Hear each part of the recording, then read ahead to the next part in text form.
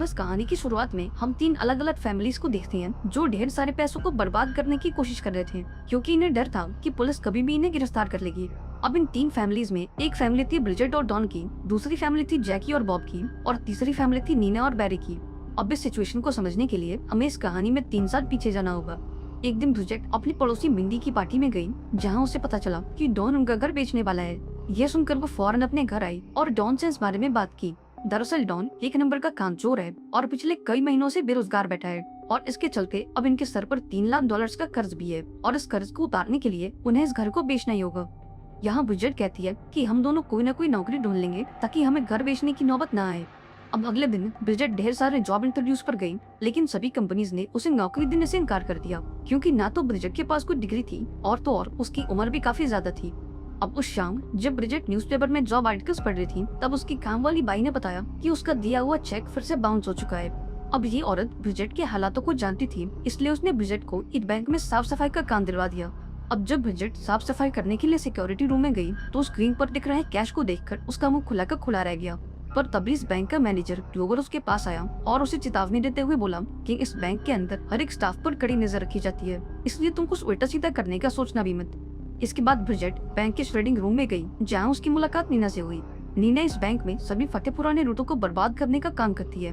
अब जब ब्रिजेट ने इतने सारे पैसों को बर्बाद होते हुए देखा तो मानो उसका दिल सा बैठ गया। अब शाम को ब्रिजेट पास के एक सुपरमार्केट में गई और घर की जरूरी चीजों को खरीदने लगी। इसी बीच उसकी नजर एक ताले पर गई जो सेम टू सेम वही ताला था जो कि बैंक में इस्तेमाल होता है, और ये वो मोमेंट था जब पहली बार ब्रिजेट के दिमाग में चोरी करने का ख्याल आया। अब अगले दिन उसने पूरे बैंक की रेकी की और बहुत सी अहम बातों का पता लगाया, जैसे कि कैमरास की पोजीशन, कौन सी चाबी से कौन सा ताला खुलता है, और सबसे इम्पोर्टेंट बात कि बैंक में आने वाला कैश किस डिपार्टमेंट से किस डिपार्टमेंट तक जाता है। यहाँ ब्रिजेट ने नोटिस किया कि इन पैसों को मूव करने के लिए एक बड़े से बॉक्स का इस्तेमाल होता है, और इस बॉक्स पर लगे ताले की चाबी 3 जगहों पर मौजूद है। इसकी पहली चाबी थी सॉर्टिंग रूम में, जहाँ फटे पुराने नोटों को नए नोटों से अलग किया जाता था। इसकी दूसरी चाबी थी ट्रेजरी डिपार्टमेंट के हेड एजेंट वेन के पास, और इसकी तीसरी चाबी थी श्रेडिंग रूम में, जहाँ पर नीना काम करती है। अब ये सब जानने के बाद ब्रिजेट का काम था ऐसे लोगों को ढूंढना जो इस काम में उसका साथ दे सके। खैर, अगले दिन उसने नोटिस किया कि सिक्योरिटी स्टाफ बैरी और शॉन नीना पर लाइन मार रहे थे, लेकिन नीना ने उन्हें घास नहीं डाली और चुपचाप बैंक के बाहर आ गई। अब बाहर निकलते ही ब्रिजेट ने उसे रोक लिया और उसे अपने प्लान के बारे में बताया। हालांकि ये प्लान सुनते ही नीना ने इसके लिए साफ इनकार कर दिया और ब्रिजेट को उससे दूर रहने को कहा, लेकिन ब्रिजेट ने भी हामी मानी और नीना का पीछा करते हुए उसके घर तक पहुंची। यहाँ उसने नीना को वो ताला दिखाया जो कि बैंक में इस्तेमाल होता है। अब इस ताले को देखकर नीना काफी घबरा गई और ब्रिजेट को यहाँ से जाने को कहा। अब फिलहाल तो ब्रिजेट यहाँ से चली गई, पर अगले दिन उसने नीना के लॉकर में बहुत से महंगे स्कूल के प्रोस्पेक्टस डाल दिए। ये देखकर नीना का मन भी बदल गया क्योंकि वो अपने बच्चों को अच्छे से अच्छे स्कूल में भेजना चाहती थी।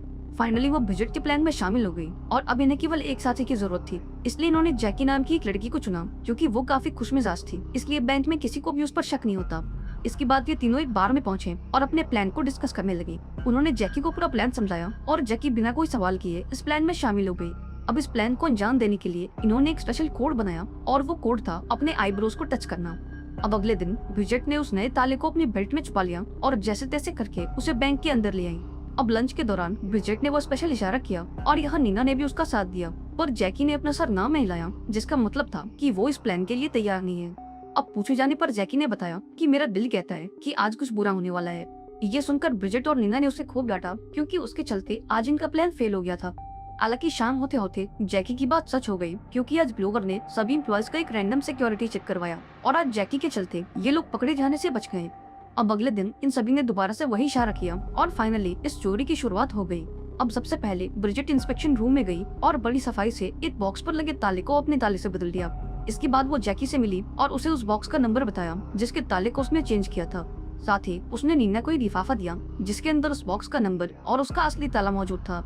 इसके बाद जैकी सॉर्टिंग रूम में गई और 4937 वाले बॉक्स को उठाकर श्रेडिंग रूम की तरफ जाने लगी।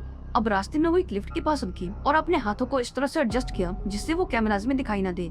इसके बाद उसने बड़ी सफाई से उस ताले को खोल दिया और नोटों के ढेर सारे बंडल्स को पीछे मौजूद कचरे के डब्बे में डाल दिया। अब अपना काम पूरा करने के बाद वो श्रेडिंग रूम में पहुंची, जहां नीना ने उस नकली ताले को निकालकर उस पर बैंक वाला असली ताला लगा दिया ताकि किसी को भी इन पर शक न हो। वहीं दूसरी ओर ब्रिजेट ने डस्टबिन से एक कचरे का बैग निकाला जिसके अंदर वो सारे पैसे मौजूद थे। इसके बाद ये तीनों टॉयलेट में मिली और इन सारे पैसों को अपने कपड़ों में छुपा लिया। अब दिन खत्म होने के बाद जब सारे एम्प्लॉयज बैंक से निकलने लगे तब ब्रिजेट और नीना ने देखा कि जैकी के पैंट से कुछ नोट बाहर निकल रहे थे। यहाँ ब्रिजेट ने उसे इशारा भी किया पर उस मंदबुद्धि को कुछ समझ नहीं आया। अब नीना ने बैरी से फ्लर्ट करके उसका ध्यान बटाया और इस मौके का फायदा उठाकर ब्रिजेट ने जैकी को अच्छा वाला इशारा किया। पर तभी न जाने क्यों बैंक मैनेजर ग्लोवर आग बबूला होकर ब्रिजेट की तरफ आने लगा। दरअसल जल्दबाजी में ब्रिजेट ने अपना आई कार्ड बैंक में छोड़ दिया था, जिसके लिए ग्लोवर ने उसे खूब डांटा और आगे से ध्यान रखने को कहा। अब इस दौरान जैकी की नजर भी उन नोटों पर गई और उसने दोबारा से उन्हें अंदर धकेल दिया। फाइनली ये तीनों सही सलामत बैंक से बाहर आ गए और फौरन ब्रिजेट के घर पहुंचे। इसके बाद इन्होंने पैसों की गिनती की और इन्हें आपस में बांट लिया। इन तीनों ने सिर्फ एक दिन के अंदर $90,000 यानी कि कुल 75 लाख रुपए की चोरी की थी।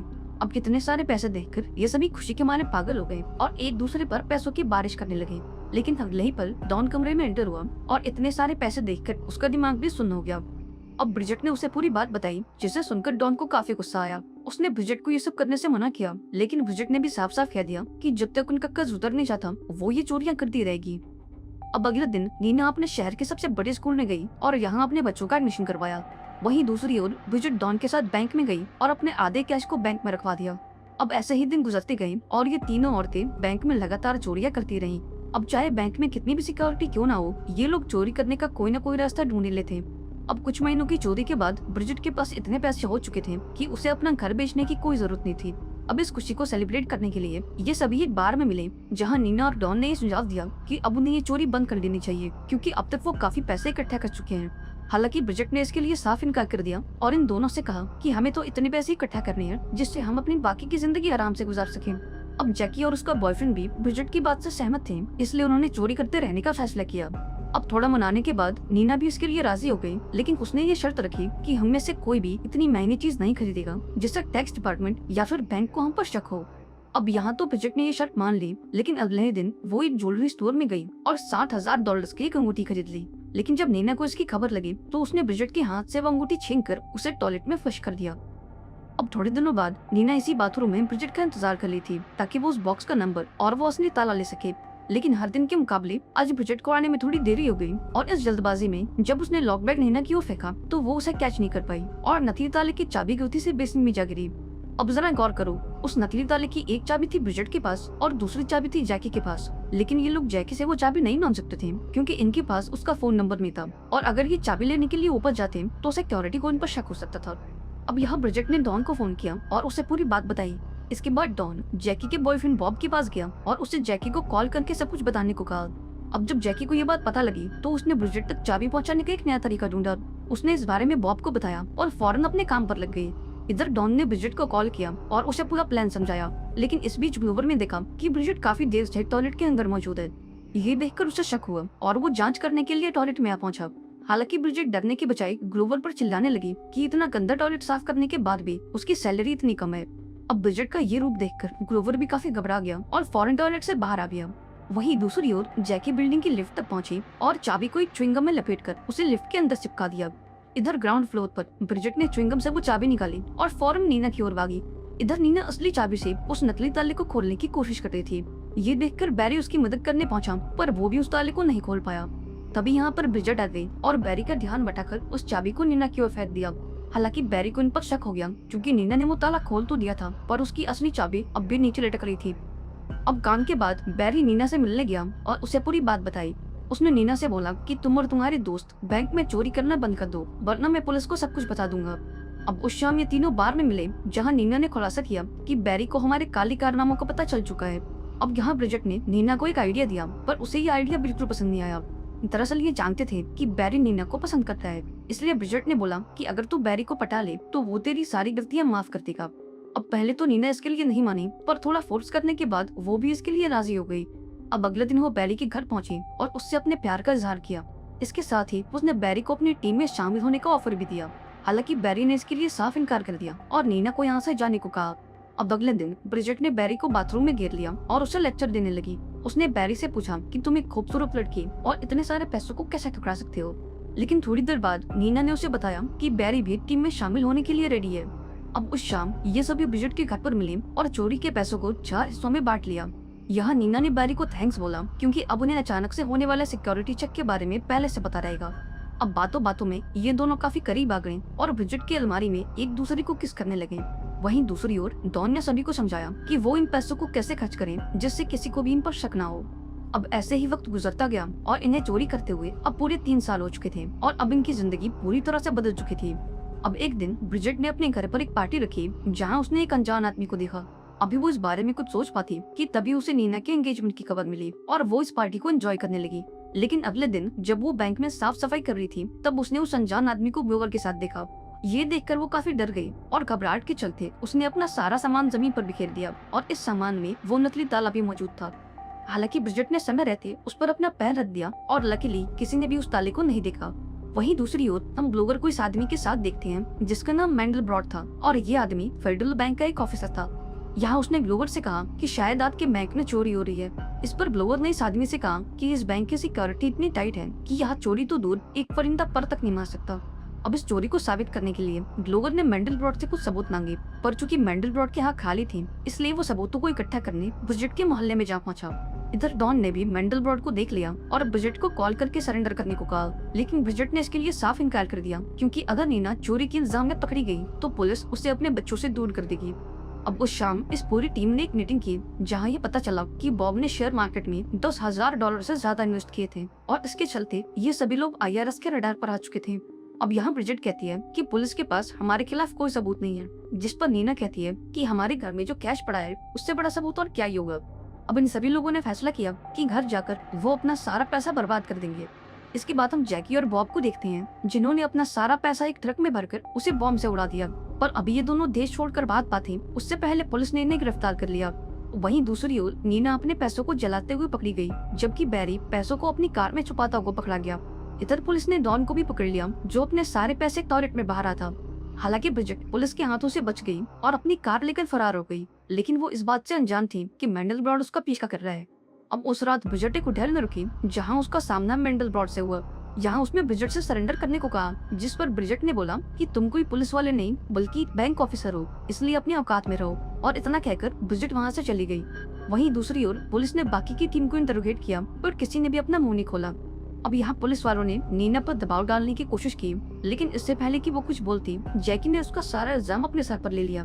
इधर ब्रिजेट अपनी पड़ोसी मिंडी के घर गई और उसके हस्बैंड से अपना केस लड़ने को कहा। अब पहले तो ब्राइस ने ये केस लेने से मना कर दिया, पर जब ब्रिजेट ने उसे पैसों का लालच दिया तो वो इसके लिए राजी हो गया। इसके बाद वो ब्रिजेट के साथ पुलिस स्टेशन पहुंचा और पुलिस वालों से कहा कि आपके पास इस बात का कोई सबूत नहीं है कि बैंक से पैसों की चोरी हुई है। अब जब इस बारे में ग्लोवर से पूछा गया तो अपनी इज्जत बचाने के लिए उसने भी ये कह दिया कि इतनी कड़ी सिक्योरिटी के बीच बैंक में चोरी करना इम्पॉसिबल है। अब ग्लोवर के इस बयान से पुलिस का केस तो खत्म हो गया, पर IRS का केस अब भी चालू था क्योंकि इनमें से किसी ने भी उन पैसों पर टैक्स नहीं भरा था। अब ये लोग जेल जाने से तो बच गए, पर इनका सारा पैसा टैक्स फ्रॉड की पेनल्टी के तौर पर जब्त कर दिया गया।